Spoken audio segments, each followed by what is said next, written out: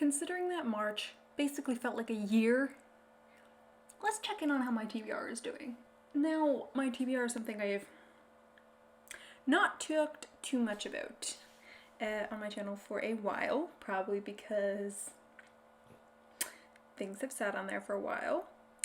By this point, it is pretty much entirely digital, which for me, that's a big step. That is a big step for me, please understand that. But then also that means things sort of get forgotten. But since we're here to shame me, let's just get it over with. These are not in any particular order. They're pretty much the order I discovered them in. Oh god, this is gonna be embarrassing.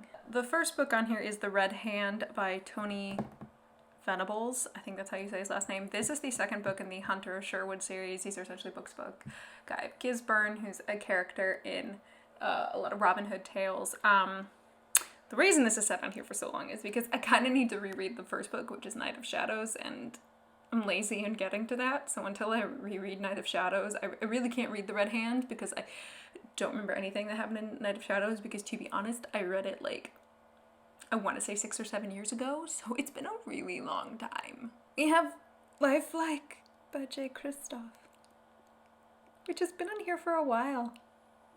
I think I got it when it released, and I haven't read it. This is a young adult novel that I think has something to do with like robots. It's a science fiction. I really should get to that.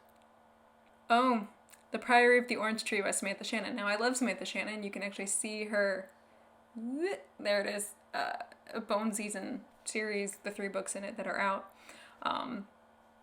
The Priory of the Orange Tree is a massive fucking book. It's huge. I've seen it on the shelf. It is a tome, but it is about queendoms and dragons, and like I really want to read it, but because it is so long and it is like proper high fantasy, those take me longer to read. Don't know why, but they do. And I feel like it's one of those books where I've tried to start it several times. It's not that I can't get into it. I'm not in the mood for it. I think that's probably the case with a lot of these, is if I'm not in the mood for it, it feels like I'm grinding through a book, and I don't really want to grind. I want to enjoy what I'm reading. A Hero Born by Jin Young. I got this as an ARC. I'm ashamed to say that is the first book in the Legend of the Condor Heroes series. This is I'm assuming really well-known and popular Chinese historical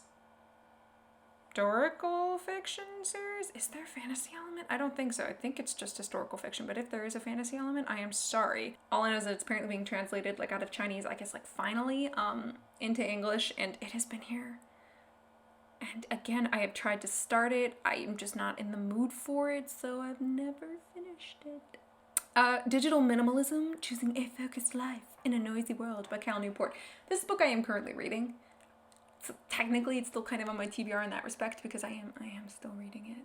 Like I haven't finished it. So but I am reading it. I think I'm only like maybe 20% through it though.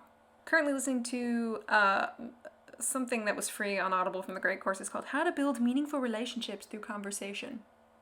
I don't know, it's something to listen to, I guess, and it's not that long. I've got like just under 5 hours remaining, and I think I only just started it, so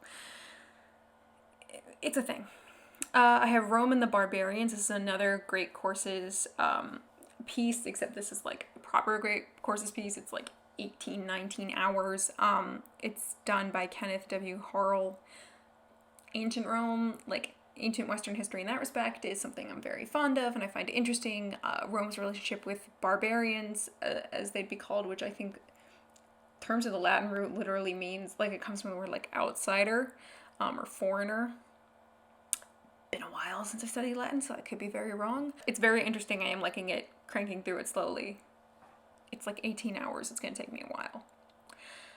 We have something called Tell Me Lies by J.P. Pomare, whatever.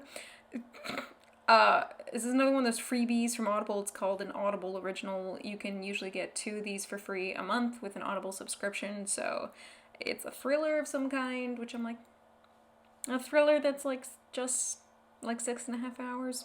Yeah, I'll take it. That's an easy listen. And then finally here, the last book I have is The Blade Itself by Joe Abercrombie. I know this is the first part in the First Law trilogy. Now, this book has been recommended to me by someone whose opinion I very much trust and respect, and I was told I would really like it.